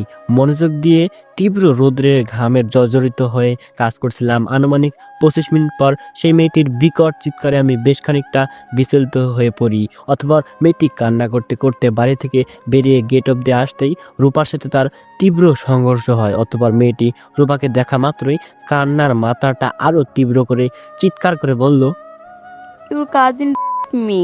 কথাটা বলার পরপরই কুয়েতি সেই নারী কান্না করতে করতে রূপাকে কোনো কথা বলার সুযোগ না দিয়েই বাড়ির গেটের বাইরে পা রাখা মাত্রই সম্ভবত মেয়েটি তার বাবাকে ফোন করে অশ্রুসিক্ত নয়নে কিছু বলতে গিয়েও ভাগ্যক্রমে পারেনি বলতে, কারণ তার আগেই মৃত্যু তাকে নিজের সম্পূর্ণ দখলে করে নিয়ে যায়। বড় আকারের গাড়ির তীব্র আঘাতে মেয়েটিকে নিমিষেই রাস্তার সাথে পিষে ফেলে চলে যায়। স্তব্ধ আমি। এমনটা কি করে পাক করতে পারলো সে? অবশ্য ওর মতো ছেলের কাছ থেকে আর কি বা আশা করা যায়। রূপা মেয়েটা যেন আজ বাকরুদ্ধ, মাথায় হাত দিয়ে অবাকের শীর্ষস্থানে অবস্থান করছে সে। অতঃপর দ্রুত সব কাজ ফেলে রেখে বাড়ির ভেতরে প্রবেশ করা মাত্রই দেখছিলাম আমি রাকিব তার নিজ কাপড় চোপড় ঠিক করাতে ব্যস্ত। অতঃপর নিজেকে আর কোনো ক্রমেই সামলে নিতে পারছিলাম না। ছি, কিছু মানুষ কতই না জঘন্য হয়ে থাকে। অতএব প্রচণ্ড রাগান্বিত হয়ে রাকিবকে যখন ইচ্ছে মতো কোনো এক ভারী জিনিস দিয়ে একের পর এক আঘাত করছিলাম, তখন পেছন থেকে কারো তীব্র প্রহার আমাকে মুহূর্তে জ্ঞান শূন্য করতে বাধ্য করে। অতঃপর পরবর্তীতে যখন আমি নিজের জ্ঞান ফিরে পাই, তখন আমি নিজেকে রক্তাক্ত অবস্থায় জেলখানার ভেতরে পড়ে থাকতে দেখে খুবই হতভম্ব হয়ে পড়ছিলাম। চারিদিকটা যেন বেশ ঝাপসা লাগছিল আমার। কিছুই পারছিলাম না বুঝতে। আমি পরিশেষে জানতে সক্ষম হই আমি নাকি রোজি অর্থাৎ রূপার সে বান্ধবীকে করেছি। কারো মুখের কণ্ঠস্বর থেকে এরূপ কথা সত্যি সেই সময় আমাকে বোবা এক পাথরে রূপান্তরিত করতে বাধ্য করে। অতঃপর হলো না কোনো ক্রমেই শেষ রক্ষা আমার। কঠিন এক ষড়যন্ত্রের মুখ্য শিকার হিসেবে নির্দোষ হয়েও দাঁড়াতে হয় আদালতের সেই কাঠগড়ায়, যেখানে মূলত অপরাধীরা দাঁড়িয়ে থাকে। অতএব মিথ্যা সাক্ষী দেওয়া হয় আমার বিরুদ্ধে। রূপা যখন লোকজন ভর্তি আদালতে মিথ্যা সাক্ষ্যের ভিত্তিতে দোষী হিসাবে আমায় সাব্যস্ত করে, তখন আমি নিজের উপর এরূপ মিথ্যা জঘন্য পাপের বোঝা আর না নিতে পেরে সমস্ত বাধাকে উপেক্ষা করে রূপাকে সেদিন সজোরে থাপ্পড় লাগিয়ে দিয়ে বলেছিলাম, তোর পেটের অবৈধ সন্তানের জন্য আজ তুই ওই কুলাঙ্গারকে বাঁচানোর জন্য আমায় এভাবে কঠোর ষড়যন্ত্রের শিকার হিসেবে চিহ্নিত করলি, তাই না? সেদিন নিজেকে নির্দোষী প্রমাণ করার বৃথা অনেক চেষ্টাই করেছিলাম। ভাগ্য কিছুটা সহায় ছিল বলেই সেদিন মৃত্যুর অর্থাৎ ফাঁসির কষ্টদায়ক হাত থেকে রেহাই পেলেও 15 বছরের সাজার কালো হাত থেকে বাঁচতে সক্ষম হয়নি। টেনে হিঁচড়ে আমায় নিয়ে যাওয়া হয়েছিল মরণ গুহা নামক সেই অন্ধকার কক্ষে, যেখানে বছরের পর বছর নিজ পরিবার সঙ্গে কোনো প্রকার যোগাযোগহীন থাকতে হয় আমাকে। এতটুকু বলেই থেমে যায় আমি। অতঃপর কিছুক্ষণ নিশ্চুপ থেকে দীর্ঘ একটা শ্বাস নিয়ে আবার রায়ের উদ্দেশ্যে আমি বললাম, সব কিছুর শেষে এখন আমি যেই শব্দগুলো তোমার নিকটে প্রয়োগ করব সেগুলো গ্রহণ করে নিতে হয়তো তোমার অনেক কষ্ট হবে। নিশ্চিত হয়তোবা করবে না গ্রহণ, সেই ঘুরিয়ে ফিরিয়ে দিবে ফিরাইয়া আমায়, কারণ সেই রূপা নামক ঘৃণিত নারী ছিল স্বয়ং তোমার বড় বোন রূপা। শেষে আমার এরূপ কথা শুনে রায় যেন সম্পূর্ণ শিউরে ওঠে। হয়তো পারছে না বিশ্বাস করতে নিজের আপন বোনের সম্পর্কে এরূপ কোনো কথা শুনতে। নিশ্চুপ নিস্তব্ধতা বিরাজমান রায়ের মুখখানিতে, বলছে না কোনো কথা। চোখ মুখ দেখে স্পষ্ট বুঝতে সক্ষম আমি, রায় এখন গভীর চিন্তায় মগ্ন। হস্তক্ষেপ করলাম না আমি, অপেক্ষায় রয়েছি রায়ের উত্তরের। অতএব অপেক্ষার প্রসারণ ঘটিয়ে রায় তার 5টা আঙ্গুল একত্রিত করে কোষে সজোরে 2টা থাপড় লাগিয়ে দিল এই আমায়, যাকে কিনা রায় ঠাঁই দিয়েছিল নিজের মনের গহীন ঘরে। বোকা মন আমার হয়তো এটা উপলব্ধি করতে হয়নি সক্ষম। রায়ও পরিশেষে করবে না বিশ্বাস এই আমাকে। পরিশেষে রায় যা বলল তা শুনে আমি বেশ খানিকটা থমকে যাই। রায় বলল, তাহলে এজন্যই তুমি ফুপা ফুপি এবং আমার বড় বোনের থেকে সবসময় নিজের দূরত্বটা বজায় রাখতে? রায়ের কথার উত্তরে হালকা মাথা নিচু করে আমি বললাম, হ্যাঁ। অতএব রায় বেশ খানিকটা স্বাভাবিক হয়ে আমায় বলল, থাপ্পড়টা কেন দিয়েছে জানো? এতদিন নিজের বুকে এরূপ তীব্র ব্যথার বিষ বহন করে নিশ্চুপ হয়ে থাকার জন্য। নিজের বড় বোনের প্রতি সন্দেহটা সেই দিনই আমার মনে তীব্র আকারে জমে উঠেছিল, যেদিন আড়ালে জানতে সক্ষম হই আমার এরূপ অ্যাক্সিডেন্টের প্রধান দায়ী স্বয়ং আমার নিজেরই আপন বোন। অতঃপর অবাক করে দিয়ে রায় আমাকে হঠাৎ জড়িয়ে ধরে খানিকটা সান্ত্বনামূলক এবং নরম সুরে বলল, যতদিন তুমি রয়েছো আমার পাশে ততদিন নেই কোনো তীব্র কষ্ট, যন্ত্রণা, বেদনা আমার মনে। রাত হয়েছে অনেক গভীর, ঘুমিয়ে পড়ো আজ। নতুন এক যুদ্ধ মাঠে নামবো মোরা কাল। অতি শীঘ্রই পাবে তারা অন্যায়ের প্রতিবাদ। অতঃপর রায় আমাকে নিজের সাথে বেশ শক্ত করে জড়িয়ে ধরে বলল, প্রতিটি মুহূর্তে ধাপে ধাপে নানান পর্যায়ে পেয়েছো অনেক ব্যথা। এখন আর কোনো কষ্ট যন্ত্রণা পেতে দিব না তোমায়। ভয় নেই, আজ একা নাও তুমি, বিশ্বাসযোগ্য রয়েছে এক নারী। অতঃপর রাত বেশ গভীর হওয়ায় সেদিন আমরা উভয়ে ঘুমিয়ে পড়েছিলাম। অবশ্য অজানা সব ব্যথা আমাকে কিছুতেই দিচ্ছিল না ঘুমাতে, কিন্তু সঙ্গে রয়েছে এক বিশ্বাসযোগ্য নারী, যার পবিত্র ঠোঁটের পরশে জমে থাকা কষ্টের বিকট পাহাড় নিমিষেই লণ্ড ভণ্ডতে রূপ ধারণ করে ধুলোয় মিশে নিস্তেজ হয়ে গিয়ে প্রশান্তির এক অদ্ভুত শান্তি এসে ভরিয়ে দিয়েছিল এ বুকে জমা শত শত তীব্র কষ্টের খনিগুলো। পরের দিন সকাল এবং বিকেলটা বেশ ভালোই কাটছিল, তবে সন্ধ্যার দিকটা বেশ খানিকটা বিভ্রান্তির ভিতরে দিয়ে যাচ্ছিল। মাগরিবের আজান দিবে আর কিছুক্ষণ পর একাকী ছাদে থাকা গোলাপ গাছগুলো পাশেই দাঁড়িয়েছিলাম আমি। মনটা ছিল বিভোর রায়ের ভাবনায়, কিন্তু পরক্ষণে আমি বেশ বিচলিত হয়ে পড়ি কোনো এক অচেনা নাম্বার থেকে নিজ ফোনে আসা কয়েকটা লাইনের একটা মেসেজ দেখে। মেসেজটা আমাকে মুহূর্তেই বিভ্রান্তির শিকার হতে বাধ্য করে, কারণ মেসেজে স্পষ্টভাবে উল্লেখ করা ছিল, তোর কম বয়সী মেয়েটা কে যেরূপ কষ্টদায়ক যন্ত্রণা প্রদান করে মেরে ফেলেছিলাম, তার চেয়েও অধিক কষ্ট যন্ত্রণার শিকার বানিয়ে স্বয়ং তোর ওই চোখের সম্মুখে আমি তোর ওই পঙ্গু স্ত্রীকে করার পর হত্যা করে মনের ভিতরে তিলে তিলে করে জমে রাখা সব প্রতিশোধের তৃপ্তি মেটাবো। তোর জন্য আমার বাবা আত্মহত্যা করেছে, মা আজ লোকলজ্জা সমাজে মাথা উঁচু করে থাকতে পারে না, বাঁচতে পারে না, এমনকি নিঃশ্বাসও নিতেও তার আজ কষ্ট হয়। সেদিন ভুলিনি এখনো, যেদিন জনসম্মুখের সামনে আমায় উলঙ্গ করে পিটানো হয়েছিল। শীঘ্রই আবার সাক্ষাৎ হচ্ছে আমাদের। সারা শব্দহীন নিরিবিলি স্তব্ধ হয়ে দাঁড়িয়ে রয়েছে আমি। সেই নাম্বারে বহুবার কল দিয়েও পাইনি কোনো রেসপন্স, কারণ নাম্বারটা বন্ধ। মেসেজ করার পরপরই সিম বন্ধ করে রাখাটাই স্বাভাবিক। মাগরিবের আজান দিচ্ছে, না এখন আর কিছুতেই ভাবা যাবে না। অতঃপর ছাদ থেকে নিচে চলে আসলাম। মাগরিবের নামাজের পর আবার ছাদে এসে ভাবাতে পরিপূর্ণ হয়ে গেলাম। আমি নিশ্চিত মেসেজটা সেই পাপিষ্ট ছেলেটি পাঠিয়েছে, কিন্তু আশ্চর্য, যার আর 5 দিন পর ফাঁসির কার্যক্রম হবে, সে কি করে বা এরূপ মেসেজ পাঠিয়েছে? সে কি করে বা এরূপ মেসেজ পাঠিয়ে আমাকে চিন্তা দুশ্চিন্তার শিকার হিসাবে বিবেচিত করতে চাইবে? হঠাৎ ফোনটা বেজে উঠল আমার।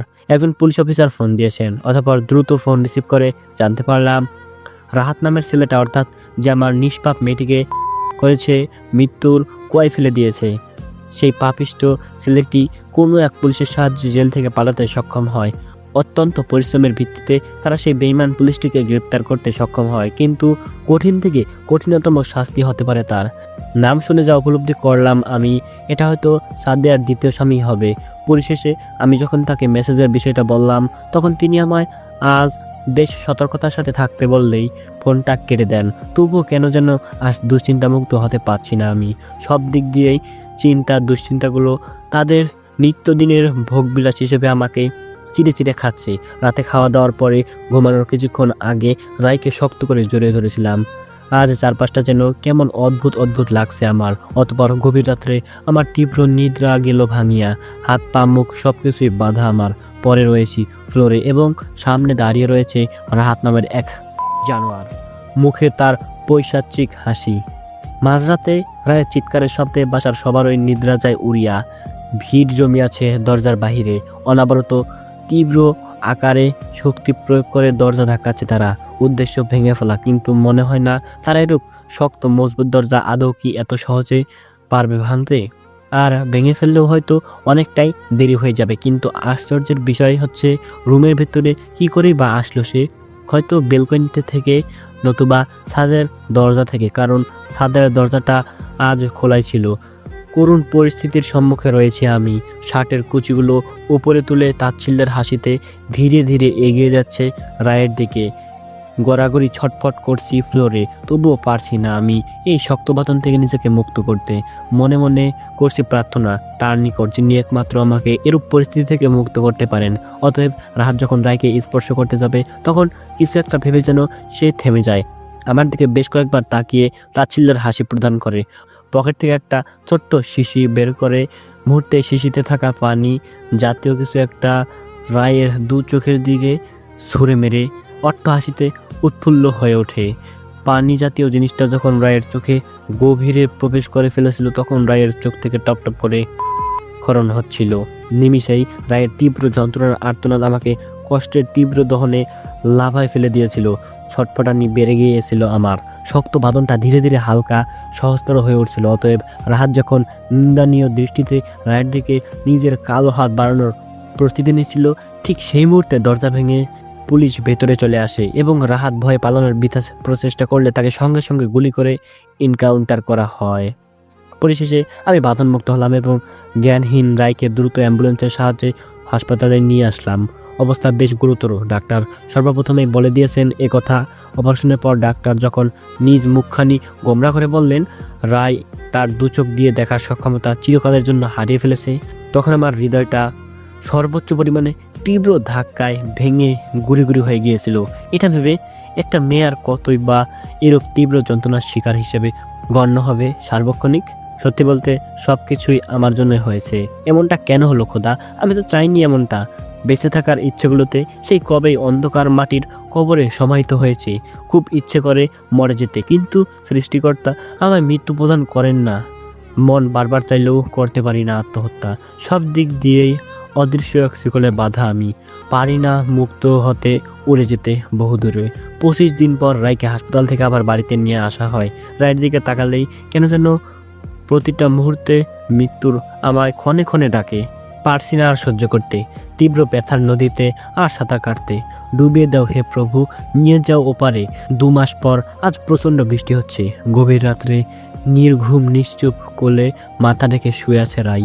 মনে অনেক ব্যথা তার, তবুও মুখে হাসি রেখে বলল আমায়, চলো না আজ এই গভীর রাতে আকাশ থেকে পড়ন্ত বৃষ্টিতে দুজন মিলে মন খুলে ভিজি। মাথা নাড়িয়ে হ্যাঁ সম্মতি প্রকাশ করলাম আমি। কেন জানি আজ আমারও খুব ইচ্ছে করছে এই গভীর রাত্রে বৃষ্টিতে ভিজতে। অতপর রায়কে কোলে করে নিয়ে আসলাম ছাদে। সুগন্ধি মাখা একখান ফুল রায়ের কানের দিকটায় গুজে দিলাম আমি। কিছুটা লজ্জায় মুখ লোকালো বুকে। আহা, কি প্রশান্তি বয়ে চলছে মনে। স্বামীর কোলে থাকা অবস্থায় 2 হাত মিললে রায় উপলব্ধি করছে এই মুহূর্তে বুকে লুকাইত শত শত কষ্টের তীব্র গরম খোয়াগুলো এই বৃষ্টি ভেজা রাত্রে আজ যেন সব ঠান্ডাতে রূপান্তরিত হয়ে যাচ্ছে। মনের দুঃখের কালো কুসকুসে আকাশটা আজ সাদা ফকফকা। রায়কে আজ খুব খুশি দেখাচ্ছে। তার হাসিটা কিন্তু দারুণ। নাই বা আর দিলাম তাহার রূপের বর্ণনা। পরের দিন সকাল সকাল ফ্রেশ হয়ে ওয়াশরুম থেকে বের হয়ে বিছানায় এসে বসার সাথে সাথে হঠাৎ ঝাপটি মেরে জড়িয়ে ধরল রাই। নিমিষেই শার্টটা চোখের অশ্রুতে ভিজে গেল আমার। কিছুটা আশ্চর্য হয়ে বললাম আমি, কি হয়েছে রাই, কেন কাঁদছো তুমি এভাবে? কথার উত্তরে রাই বলল না কিছু, নিশ্চুপ হয়ে কাঁদছে এখনো।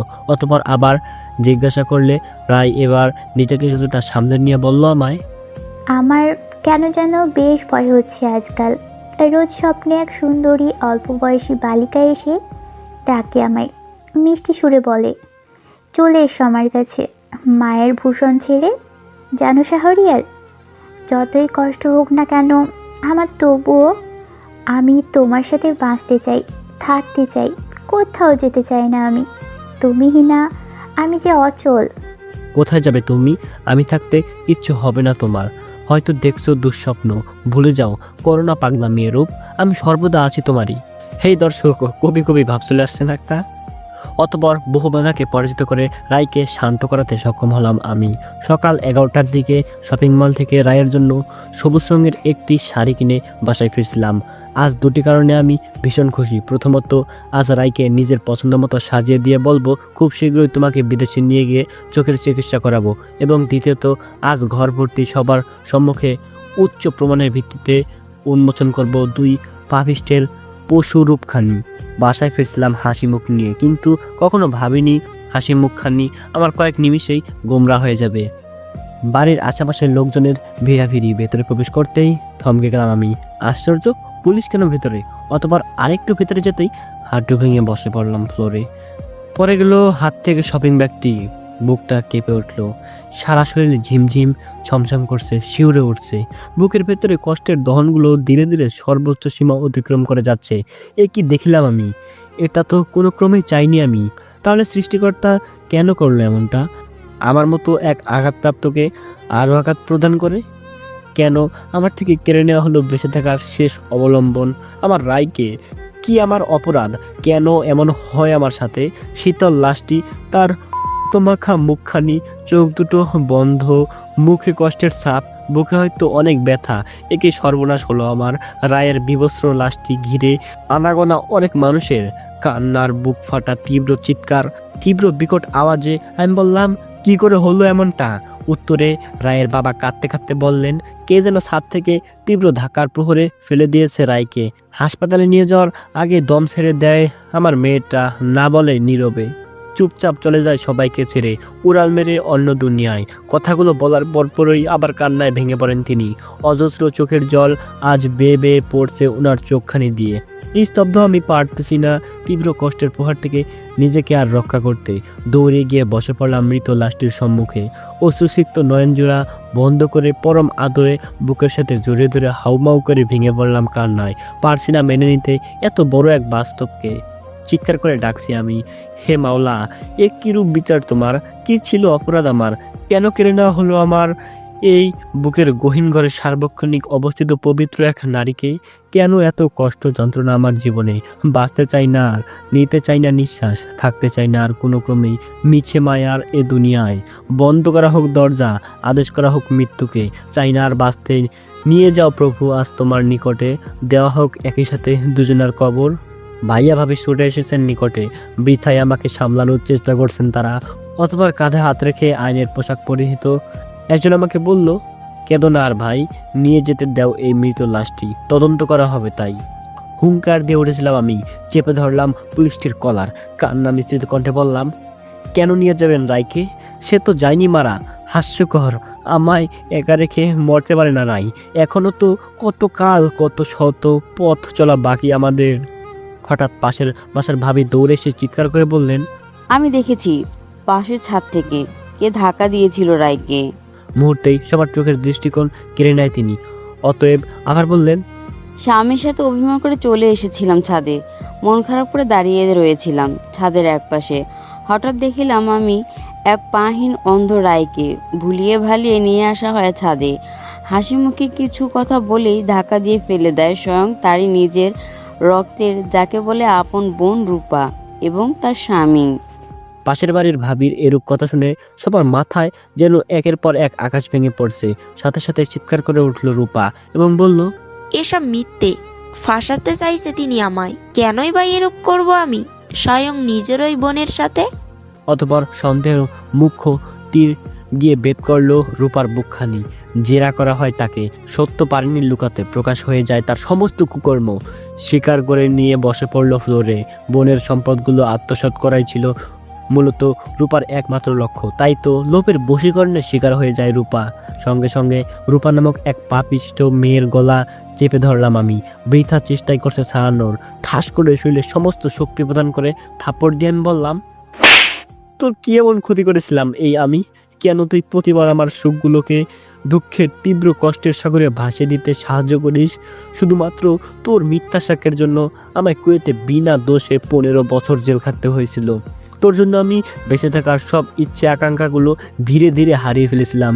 কিন্তু রায়ের সাথে পবিত্র সম্পর্কে লিপ্ত হওয়ার পর থেকেই তিল তিল করে আবার বেঁচে থাকার সব ইচ্ছে আকাঙ্ক্ষাগুলো ফিরে পেয়েছিলাম। কিন্তু আজ সব কিছুই শেষ হয়ে গেল আমার। বাঁচতে দিলি না একটু সুখময় জীবন নিয়ে। আচ্ছা, তুই কি সত্যি একজন নারী? আমার মতে একজন নারী এরূপ জঘন্য হতে পারে না। পাশে ভয়ে কুটুমুটু হয়ে দাঁড়িয়ে রয়েছে রূপার স্বামী অর্থাৎ রাকিব। তীব্র ব্যথার নগর থেকে সৃষ্ট রাগ নিয়ে সজোরে রাকিবের বুকের মধ্যে স্থানে পা দিয়ে আঘাত করলাম আমি। ঠাস করে ব্যথার আর্তনাদে লুটিয়ে পড়ল ফ্লোরে। অতঃপর সেদিন অনেক লাঞ্ছনা অপমান হেনস্থা করার পর টেনে হিসড়ে থানায় নিয়ে যাওয়া হয় দুই পাপিষ্ঠকে। আজ 21টা দিন আমি রায়হীন, তীব্র ব্যথার যন্ত্রণা বুকে ধারণ করে নিয়েই রাতের পর রাত কাটিয়েছি। প্রতিটা রাত ছিল আমার জন্য তিমির রাত্র। এমন কোনো দিন ছিল না যে আমি গভীর রাত্রে অন্ধকার পথ অতিক্রম করে সমস্ত ভয় ভীতিকে উপেক্ষা করে রায়ের কবরের সম্মুখে গিয়ে কান্না করিনি। রায়হীন বেঁচে থাকাটা হচ্ছে আমার জন্য খুবই কষ্টময় ব্যাপার স্যাপার, যার জন্য কয়েকবার আত্মহত্যার মতো জঘন্য কাজ করার প্রচেষ্টা করতেও পিছুপা হতে দ্বিধাবোধ করিনি। 1 মাস 8 দিন পর জেলের ভিতরে রূপা এবং রাকিব নামে দুই পাপিষ্ঠের মৃত্যু সংবাদ এসে পৌঁছে আমার নিকটে। অতঃপর সেদিন গভীর রাত্রে রায়ের কবরের সম্মুখে দাঁড়িয়ে প্রথমবারের মতো কাদার বদলে মন খুলে প্রচুর হেসেছি। কারণ স্বয়ং আমি কয়েকজন আইনের পোশাক পরিধানে থাকা কিছু লোককে টাকার গন্ধে মাতাল হিসেবে সাব্যস্ত করে রূপা এবং রাকিব উভয়ের খাবারের সাথেই এমন এক সাপের মিশিয়েছি যা আহার করার সাথে সাথেই দ্রুতই কণ্ঠস্বর বন্ধ হয়ে আসবে, যন্ত্রণায় ছটফট করবে, প্রচুর রক্তক্ষরণ হবে, পিপাসিত তৃষ্ণার্ত অনুভব করবে। অতঃপর পাশে থাকা গ্লাস ভর্তি পানিটা দ্রুতই পান করিবে। তবুও যন্ত্রণা কমবে না তাদের, বরং দ্বিগুণ আকারে তা অনবরত বাড়বে। কারণ তারা যেটা পানি হিসাবে পান করেছিল সেটা আসলে একটা পদার্থ ছিল, যেটা খেলে যন্ত্রণা ধীরে ধীরে বাড়বে, রক্ত চলাচল বন্ধ হয়ে আসবে, দেহ শীতলে পরিণত হবে, পরিশেষে অত্যন্ত কষ্ট যন্ত্রণাদায়ক মৃত্যু করবে। ঠিক এমনটাই হয়েছে, যার ফলস্বরূপ আজ আমার হাসির কারণ। অতএব সময়ের তীব্র গতিতে প্রায় অনেকটা বছর কেটে গেল। শ্বশুর শাশুড়ি মারা গেছেন সেই কবেই। মৃত্যুর আগে তারা নিজেদের সমস্ত বিশাল ধন সম্পত্তি আমার নামে লিখে দিয়ে যান। তাদের মৃত্যুর পরপরই আমি ভাইদের সাথে থাকতে আরম্ভ করি। দুপুরে পথ শিশুদের পেট ভরে খাইয়ে রায়ের কবরের উদ্দেশ্যে গমন আরম্ভ করলাম। গতকাল অসুস্থ ছিলাম, তাই যেতে পারিনি। মনটা উতলা হয়ে রয়েছে তাহার জন্য। অতঃপর রায়ের কবরের নিকট এসে উপস্থিত হলাম। মিষ্টি এক সুগন্ধি এসে প্রশান্তিতে ভরিয়ে দিল মনটা। আগে এমন সুগন্ধি অনুভব করিনি কখনো। আশপাশটা ছমছম করছে, কেন যেন মনে হচ্ছে রায় আমার আশেপাশে রয়েছে, ডাকছে আমায় তাহার নিকট। অতঃপর আজ আর বেশিক্ষণ থাকতে পারলাম না। রায়ের কবরের নিকটে চলে আসলাম বাড়িতে। রাতে রায়ের ছবিটা বুকে জড়িয়ে নিয়ে ঘুমিয়ে পড়লাম। জানি না কেন আজ খুব তাড়াতাড়ি ঘুম আমায় নিজের দখলে নিয়ে গেল। সবুজ শাড়ি পরিধানে দাঁড়িয়ে রয়েছে রায়, সুরেলা কণ্ঠে ডাকছে আমায়, চলে এসো এই মায়ার ভুবন ছেড়ে। পাশেই আমার ফুলের মতো মেয়েটা দাঁড়িয়েছিল, সেও একই কথা বলছে আমায়। হঠাৎ শ্বাসরুদ্ধকর অনুভব করলাম আমি। নিমিষেই ঘুম ভেঙে যায় আমার। গলা চেপে ধরেছে কেউ একজন। ডিম লাইটের হালকা আলোতে স্পষ্ট বোঝা যাচ্ছে ভাইয়ার চেহারাখানি। অতঃপর বহু বাধার সম্মুখীন হয়ে ভাইয়ের কাছ থেকে কিছুটা দূরে চলে গিয়ে বললাম, এসব কি করছো ভাইয়া? হঠাৎ লুটিয়ে পড়লাম ফ্লোরে। স্বয়ং নিজের আপন ভাইয়ের তীব্র প্রহরে ফ্লোরটা মাখামাখি, রক্ত চলাচল ধীরে ধীরে চিরস্তরে বন্ধ হয়ে আসছে। নিঃশ্বাস বন্ধ হওয়ার উপক্রমে বারবার আমায় ইঙ্গিত করছে সময় ফুরিয়ে এসেছে। আমার দেহখানি তীব্র শীতলে পরিণত হচ্ছে। অশ্রুসিক্ত নয়নে জিজ্ঞাসা করলাম ভাইকে, কেন করলে এমন? উত্তরে ভাই আমার বলল, ক্ষমা করিস, তোকে না মারলে তোর শ্বশুরবাড়ির বিশাল ধন সম্পত্তিগুলো কখনোই নিজের করে আমি পাবো না। জোরে এক নিঃশ্বাস ছেড়ে আমি ফিসফিস করে বললাম, তুচ্ছ এক সামান্য ধন সম্পত্তির জন্য নিজের আপন রক্তের ভাইকে আজ এভাবে মৃত্যুর দিকে ঠেলে দিলে? ভুল ছিলাম আমি তোমাকে এতটা আপন ভেবে, যেখানে তুমি আপন হওয়ার যোগ্যই ছিলে না। চলে এসেছে সেই সুগন্ধি মাখা মিষ্টি ঘ্রাণটা। কেউ একজন ডাকছে আমায় তাহার নিকটে। যাচ্ছি চলে সবাইকে ছেড়ে। সমাপ্ত। ভুল ত্রুটি ক্ষমার দৃষ্টিতে দেখবেন। তো বন্ধুরা, গল্পটি তৈরি করলাম, জানি না কেমন লাগছে আপনাদের কাছে। তো আই হোপ গল্পটা আপনাদের কাছে ভালো লাগছে। তো গল্পটার শেষে এত কষ্টের একটা মুহূর্ত ভাই, বিশ্বাস করেন আমি নিজেই, আমার নিজেরই কান্না চলে আসছে। যাই হোক, আমি হয়তো বা ভালোভাবে বলতে পারি না, যার জন্য আমি অত্যন্ত দুঃখিত। ঠিক আছে, আমি ভালোভাবে বলতে পারি না। তো যাই হোক, ভিডিওটা কেমন লাগছে অবশ্যই নিচে কমেন্ট করে জানিয়ে দেবেন। তো ভালো লাগছে আশা করি।